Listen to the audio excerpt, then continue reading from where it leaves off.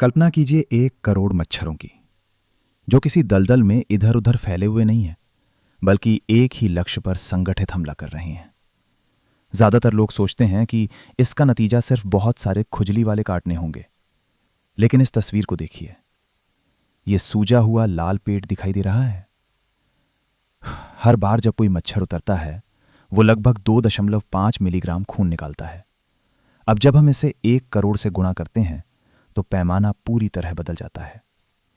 यह झुंड एक साथ ठीक 25 लीटर खून निकाल लेता है। यह टैंक 25 लीटर के जैविक वैक्यूम का प्रतिनिधित्व करता है। यही इस खतरे का गणितीय आधार है। अब यह एक विचार प्रयोग बन चुका है। हम ये परीक्षण कर रहे हैं कि कौन सा जानवर इतना बड़ा परिसंचरण तंत्र रखता है कि 25 लीटर खून की कमी के बाद भी जीवित रह सके। हम आकार के सबसे छोटे स्तर से शुरुआत करते हैं, चूहा और खरगोश।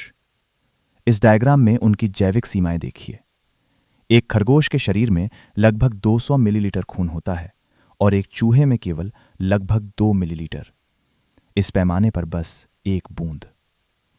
असल में 25 लीटर का यह वैक्यूम उनके पूरे रक्त परिसंचरण तंत्र को 1 सेकंड के अंश में खाली कर देता है। और खून की कमी के अलावा झुंड का भौतिक भार भी होता है। अगर हर मच्छर का वजन 2.5 मिलीग्राम माने, तो 1 करोड़ मच्छरों का कुल वजन 25 किलोग्राम होगा। यदि वे एक साथ उतरें, तो उनका संयुक्त भार खरगोश की हड्डियों को कुचलने के लिए काफी है। छोटे स्तनधारियों के लिए यह हमला कोई मेडिकल इमरजेंसी नहीं, बल्कि सीधा विनाश है। अब सोचिए जंगल के राजा शेर के बारे में।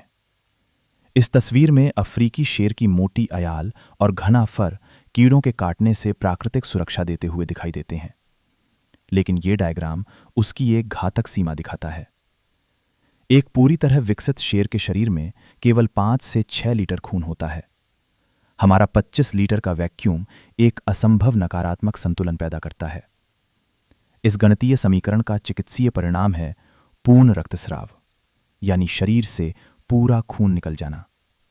और झुंड की घनता मौत का दूसरा कारण बनती है। 1 करोड़ कीड़ों का बादल शेर की सांस की नलियों को बंद कर देगा, जिससे खून खत्म होने से पहले ही दम घुट जाएगा। अब हम ऐसे जानवर की तलाश करते हैं जो इस वैक्यूम को गणितीय रूप से झेल सके। इसके लिए हम गाय को देखते हैं। गाय के शरीर में लगभग 30 से 35 लीटर खून होता है। इसका मतलब है कि उसका रक्त स्तर 25 लीटर की कमी से थोड़ा ऊपर है। यदि 35 लीटर में से 25 लीटर निकाल दिए जाएं, तो केवल 20% खून बचता है, यानी 80% रक्त हानि। एक इंसान के लिए 40% खून खोना ही जानलेवा होता है। उससे दुगुना नुकसान होने पर गाय गंभीर शारीरिक शॉक से मर जाएगी। इस झुंड का मुकाबला करने के लिए हमें अत्यधिक विशाल शरीर चाहिए। अब अफ्रीकी हाथी को देखिए। उसके शरीर में लगभग 300 लीटर तक खून होता है। जब हम इसमें से 25 लीटर निकालते हैं, तो कुल मात्रा का केवल 10% ही कम होता है। हाथी तुरंत शॉक में जाए बिना इस वैक्यूम प्रभाव को सहन कर सकता है। लेकिन खून की कमी इस हमले का सबसे खतरनाक हिस्सा नहीं है। असल खतरा उन कांटों के साथ शरीर में छोड़े गए जैविक हथियार हैं।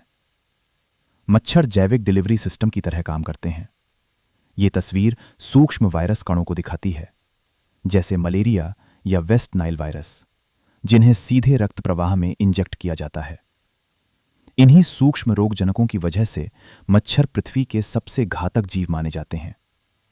वे हर साल लगभग 7 से 8 लाख इंसानों की मौत के लिए जिम्मेदार होते हैं। शरीर का बड़ा आकार खून की कमी से तो लड़ सकता है, लेकिन कोई भी जीव ऐसा नहीं है जिसकी जैविक प्रणाली 1 करोड़ संक्रमित कांटों के माइक्रोस्कोपिक रोग भार को सहन कर सके। अब सवाल यह है, अगला कौन सा जानवर है जिसकी शारीरिक गणित हमें जांचनी चाहिए?